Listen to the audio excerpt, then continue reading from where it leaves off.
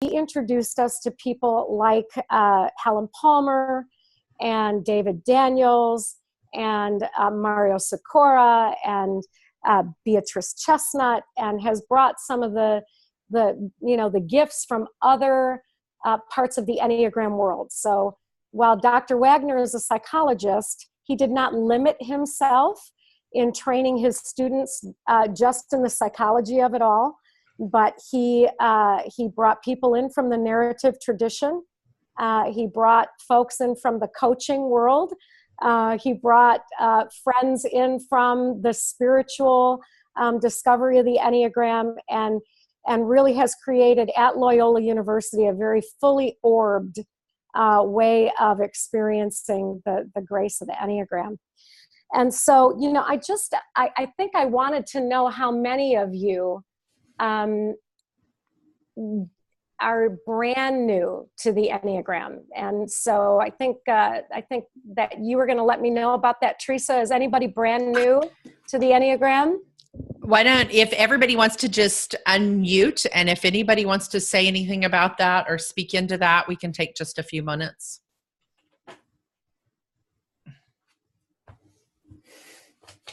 All right. All oldies but goodies.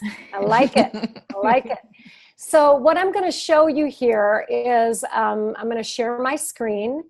And with my sharing of my screen, you'll notice that the first slide that I'm going to bring up is actually just an introduction to the Enneagram, which gives the words from Enneagram Spectrum, which describes the 9 spaces or the 9 styles of the Enneagram. No arrows, no triangles, no nothing but the pure form of 9 styles, which in my tradition we would say gives us an understanding of the face of God. God is all that, and we are not all that, but we have taken one of those spaces and brought that good gift to the world.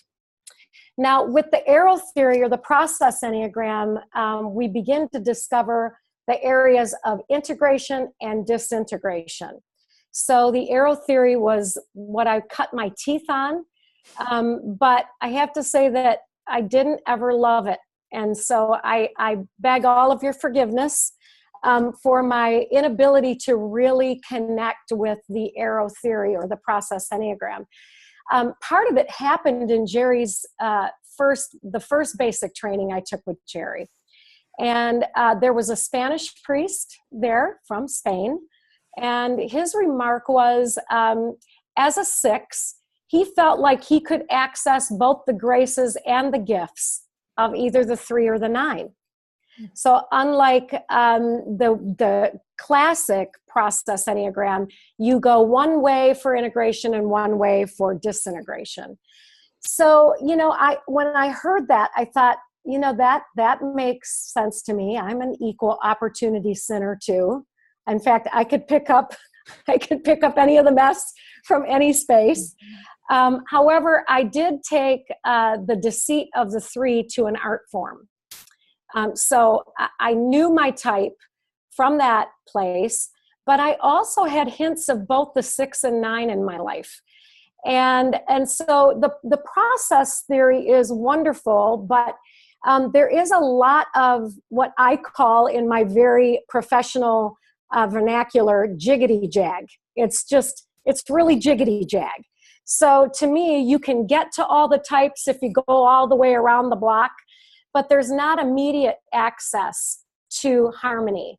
It's a lot of moving around, and it just was not something that resonated in my soul. So there was a class that David Daniels taught. Any of you who are familiar with David Daniels want to give a shout out and a wave? David Daniels, great psychiatrist from Stanford, a part of Enneagram Worldwide, done so much work with Helen Palmer and the Narrative Group. And he was teaching on conflict resolution with the Enneagram. And at the very end of the weekend, he threw up a diagram that looked like this. Wonderful, fully orbed 3 triangle idea. And he said, this is called the Harmony Triads. And he said, you haven't seen anything on this yet, but keep your eyes open because you're going to begin to see some things. And as soon as I saw the 3 triangles, my simple way of being in the world just said, oh, I could get that. It went right down into my soul like chunk and took its spot within me. And I had this, didn't really know cognitively what it was going to mean to me, but in my heart and in my body, there was this response that said, I get it. I don't know why I get it, but I get it. So having said that, I began to take a look at what his words were on that day and later that he offered on his website. He said, the Enneagram of Harmony Triads are the key to development. So I just want you to take that in for a moment. Just kind of breathe that in. The Enneagram of Harmony Triads are the key to development. And this came from the man who had been in the Enneagram world for many years, utilizing the process Enneagram, the arrow theory, in both his private practice as a psychiatrist and in his teaching with the narrative tradition. So I know that the Enneagram world who heard him began to pay attention, because David Daniels is no longer on the earth, but has taken his spot in heaven. But his words remain and live in me. And I think some other people who have begun to look at the Enneagram Harmony Triads. And so out of that began this putting together these 3 triangles of 1, 4, 7, 2, 5, 8, and 3, 6, 9. And what you might notice about the 3 triangles is it gives every type access to a head, heart, and gut space. So I'm going to stop sharing my screen for a minute and let you see my fingers. Okay? So a head, heart, and gut space. So you are IQ, you are EQ, emotional intelligence, and you are GQ. You can't see my belly. I'll try to give it to you. Okay? So you are IQ, EQ, and GQ. You have head intelligence, you have emotional intelligence, and you have instinctual intelligence. And what the Enneagram of Harmony Triads gave you was a way to say, okay, if you're a 7, you are not two-headed with the 7 and 5 and no-hearted. You actually, as a 7, have access 1, 4, 7. If you are a 2, you do not have to be two-hearted, the 2 and the 4. You can have head, heart, and gut intelligence, 2, 5, 8. So with every one of the types began this flow, this head, heart, gut flow. And in all of our traditions, we have meditative practices that can help ground us in head, heart, and gut intelligence. There's somatic work. There is heart math. We just at the IEA conference this summer had brilliant work. Anybody who was there, just wave at me. There was brilliant work around the head, heart, and gut intelligence, and different schools actually access it in different ways. Now, when I offer you this head, heart, and gut intelligence, can y'all see that again? Let me know that you can. Can you see my screen? Or do I need to share again, Teresa? It's not up yet. Yes. All right. So I'm going to share the screen again, and I'm going to say that in my tradition, there is this beautiful way of accessing your IQ, EQ, GQ by taking a look at the Trinity. And so what we would say in Trinitarian tradition is that God is not just Father, Son, and Spirit. Because if you read Scripture as those that are bibliocentric people, you would say you could find hundreds of names for God. So we wouldn't just put God in our back pocket and say God is Father, Son, and Spirit. But what we know is that there has been this beautiful way that came to us through Jesus' life. There's a scripture that says the Word was made flesh and dwelt among us. Well, that might be better interpreted. The relationship was made flesh and dwelt among us. And so all of a sudden we have access to relationship, and we have this beautiful gift of, can you see my little laser? GQ. Can you see that laser light? No? No. Yeah. Sorry. So that's all right. You can see the GQ, which gives us an understanding of the gut instinct. And that we would attribute to the spirit. So we all have spirit. We have been made in God's image and likeness, and there is spirit on the inside of us, which is why we have these gut instincts like yes, no, right, wrong, good, evil, green light, red light, right? So those are gut instincts. We all have a heart. The Tin Man didn't think he had a heart, or did he not think he had a brain? I can't remember. But, there's this, if I only had a heart, right? Hey, and Claire, could I invite you to go ahead and share that fully so they could see that graphic just a little bit larger? Thank you so much. So this diagram actually gives us a way to access IQ, EQ, and GQ.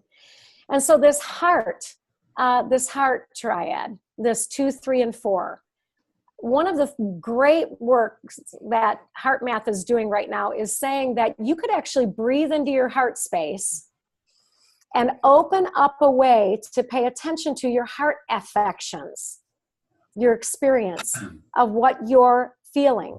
So, for maybe our 5, 6s, and 7s, they would say, well, I think I feel. But the reality is if we would let the thoughts descend down into the heart and breathe around that heart space, as the Heart Math people tell us, we'd find out we have EQ. You have emotional intelligence.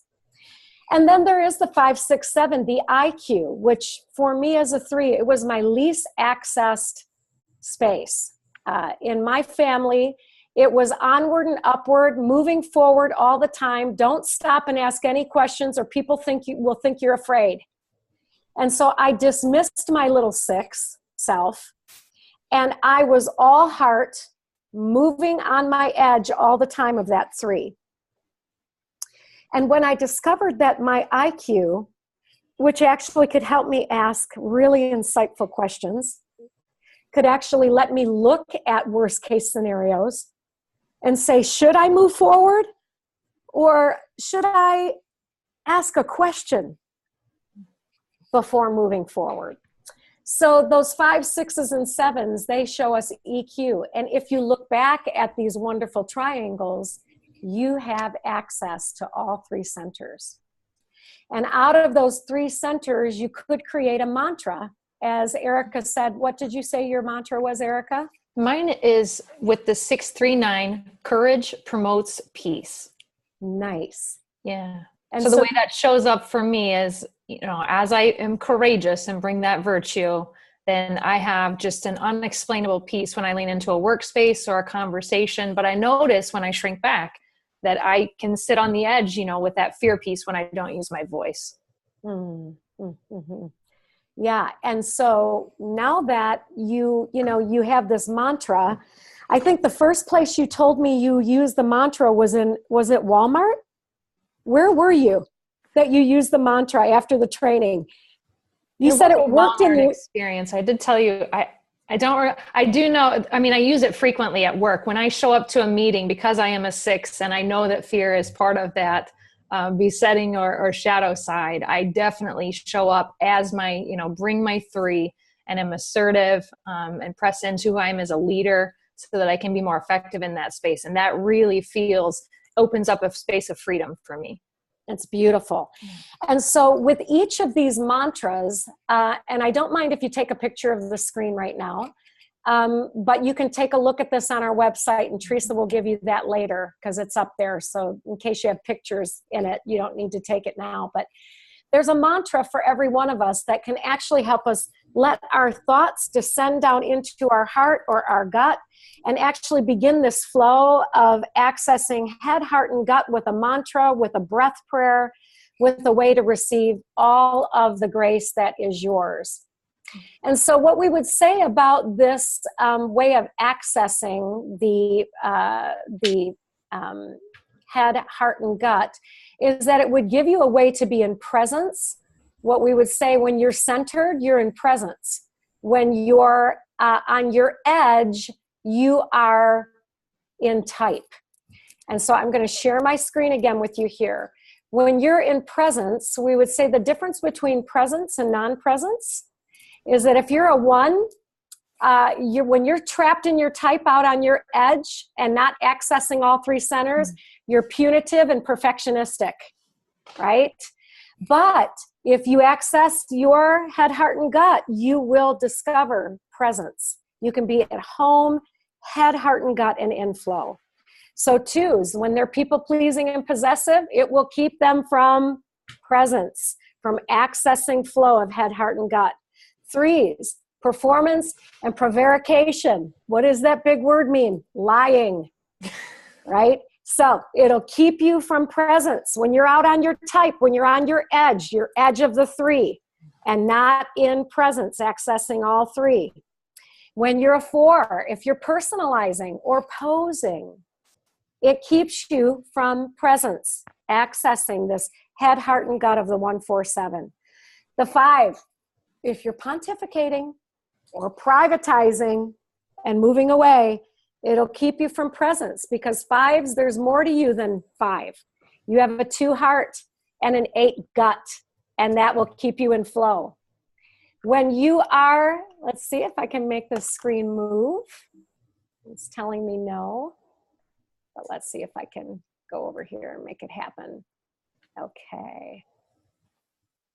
As a 6, can you see it yet? No. You'll have to reshare, Claire. Okay, no problem. I'm happy to share.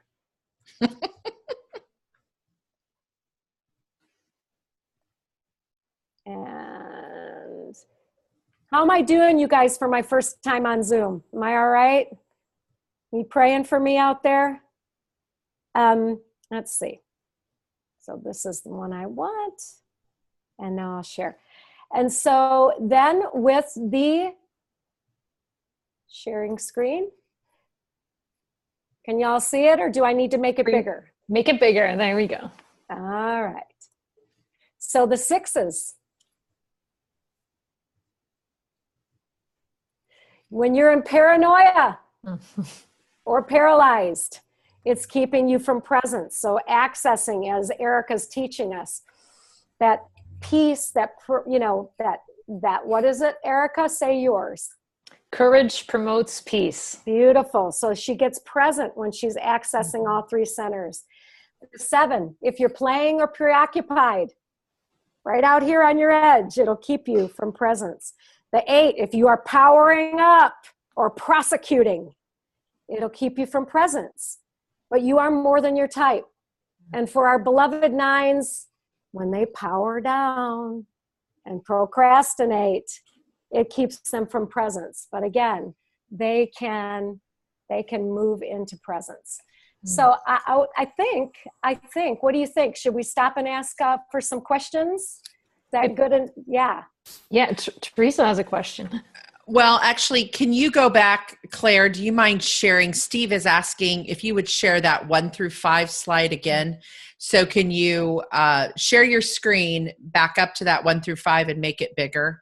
And then someone raised their hand over here with a question too. So you got that? Yes, thank you. Like Claire said, feel free to take a picture of the screen. And I posted the website, so you can see that in the chat if you want to copy that down as well. But Claire, if you want to stop sharing, and then you ask if there were any questions. So Erica, you can see if anybody has questions, raise your hand. And yeah. All right, Diana, if you would unmute Mhm. and you can share your question for Claire. Well, I really thank you for this because I have felt that the one personality that I've had the most difficulty with in my life are the fives, who, you know, I experience as know-it-alls, and they kind of dismiss me and seeing me as being a lightweight because I'm a two. But then, you know, I think, well, you know what? I'm smart. I study.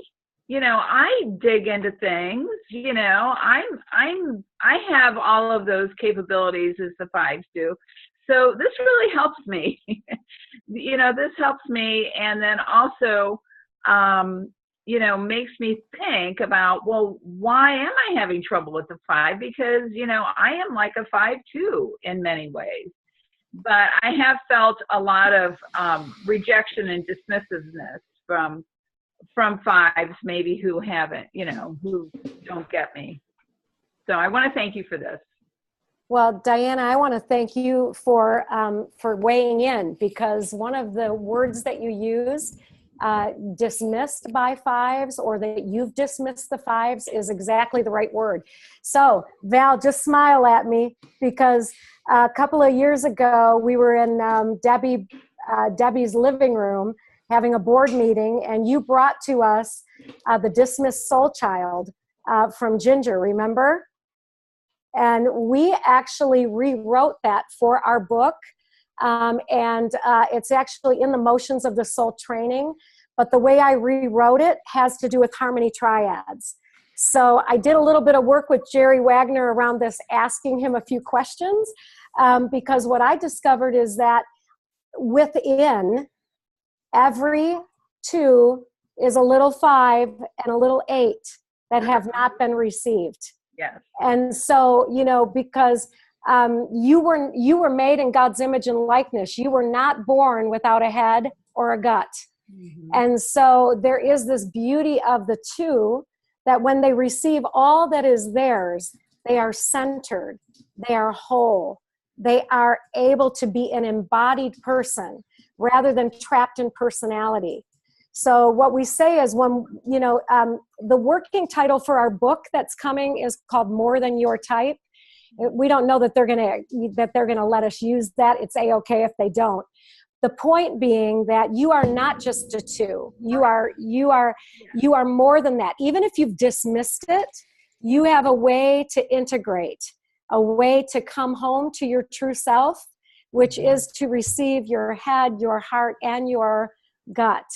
And so the work that we've done with Motions of the Soul has been about that. And that's one of the things that I think Erica was talking about, is she discovered that, yeah, there is a little 3 and a little 9 on the inside of her, and they belong to her.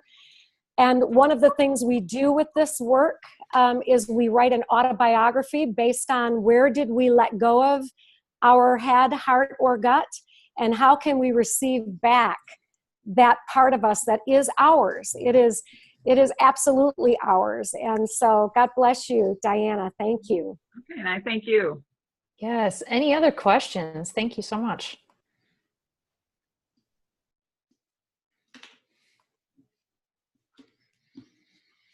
Is there anyone on the call that's in that 852 space that we've talked about the 741? I wonder if there's anybody in that harmony triad that would be willing to share.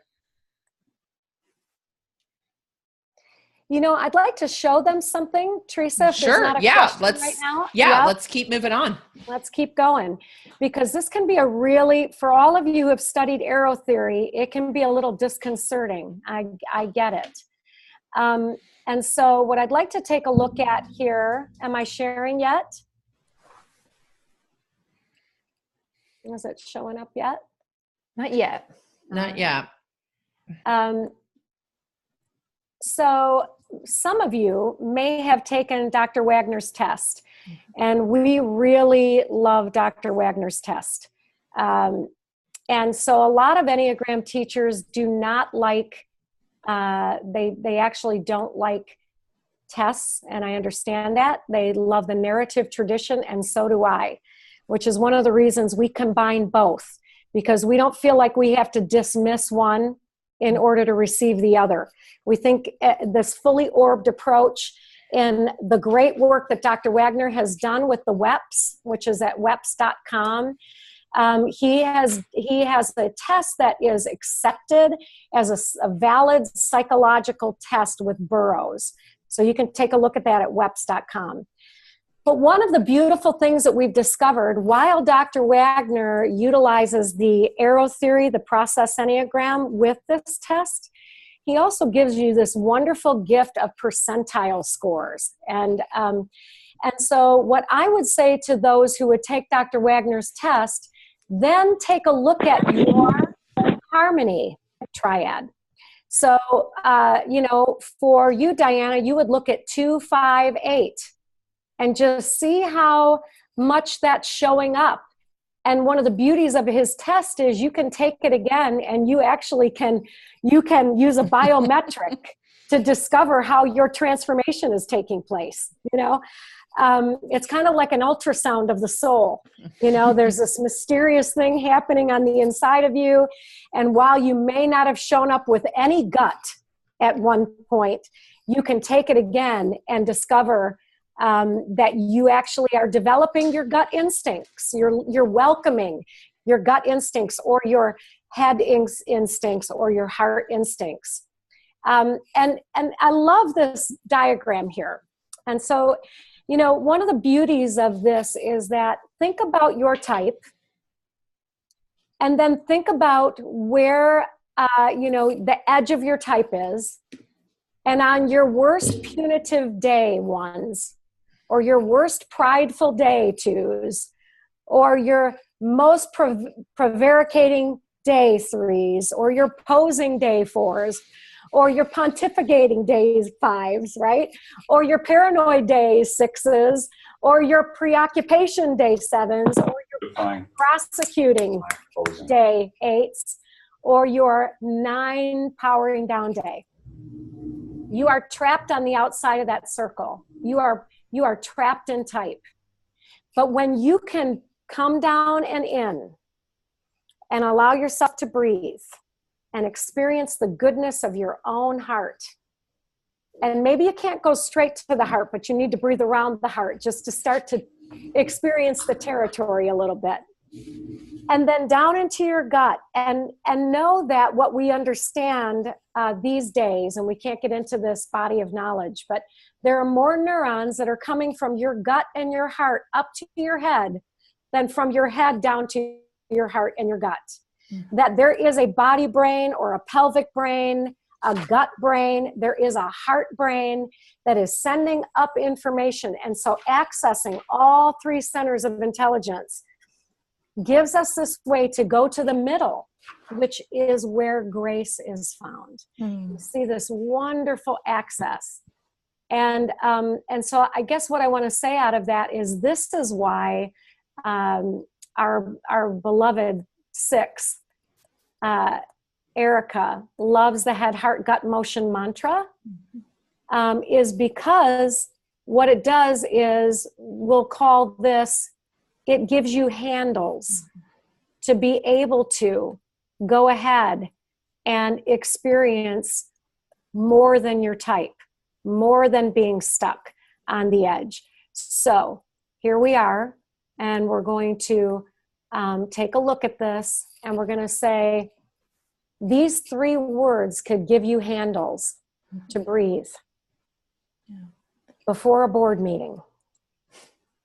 And I love each of these have those examples that, as Claire's sharing with us. The courage promotes peace for me was something that felt very personal. And so just even encouraging you as you're seeking for that stability in those handles, as Claire shared, own it and make it your own mantra for your type. So yeah, you let go of faithfulness. And I love that you let go of the word that was on the screen that was defining you.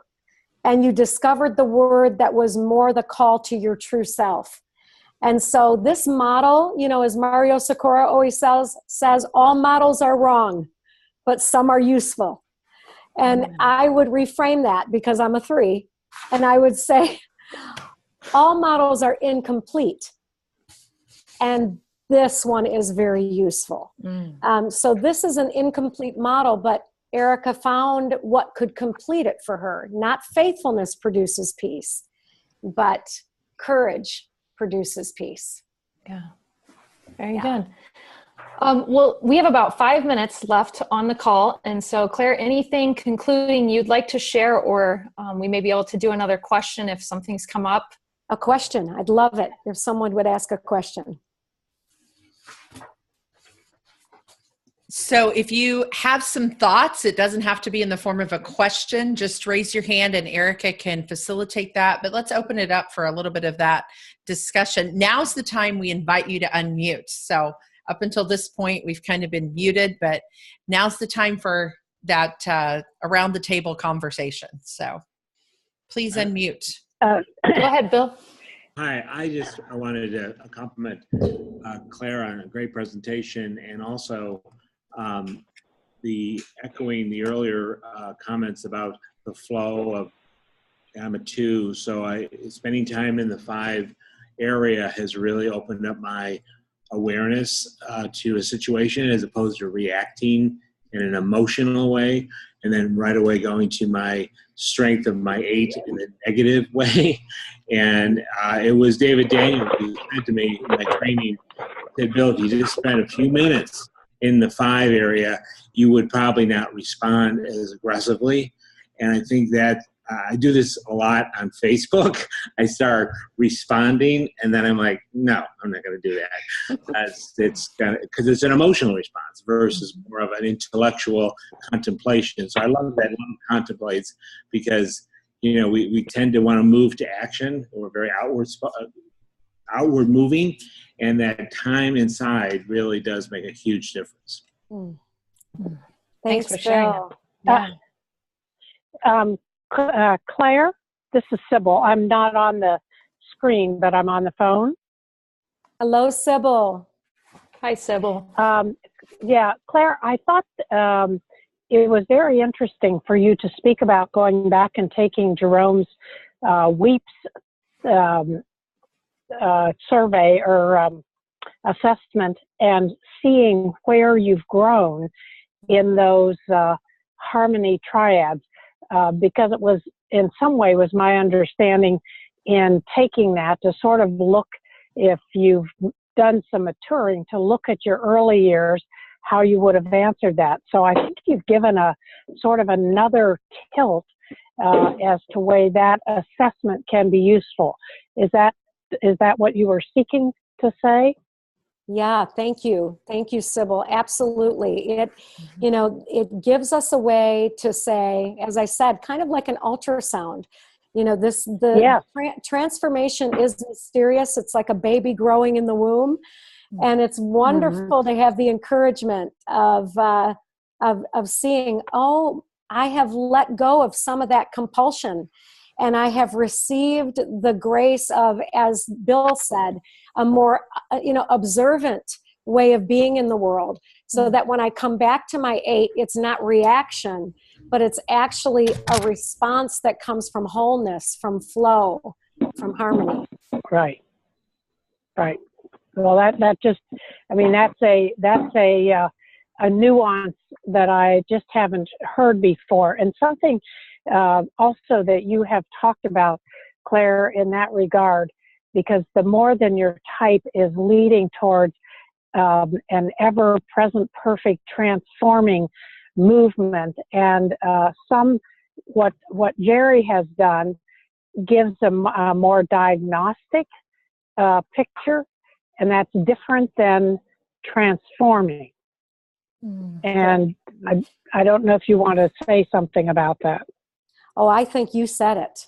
I love it. So it's wonderful to have diagnosis, and then the grace to say, and now what is my treatment to be whole and healthy, and thank you so much. And what is the practice? So I think that is is one of the beautiful powers of what you're opening up in the Harmony Triads and what David Daniels was seeking to say that we're designed to grow. And the first word you used was development, but that present perfect, where we have multiple opportunities to choose a better way. Mm-hmm. Yeah. Thank you so much, Sybil. You're welcome. Well, Claire, you kind of started with saying, you personally were able in your work with the Enneagram to take your suffering and it helped you to live into grace. And so thank you for the work you have done. It's truly a gift in Harmony Triads, in adding to, we know all models, like as you said, are incomplete, but some are useful. And so this one for us is huge.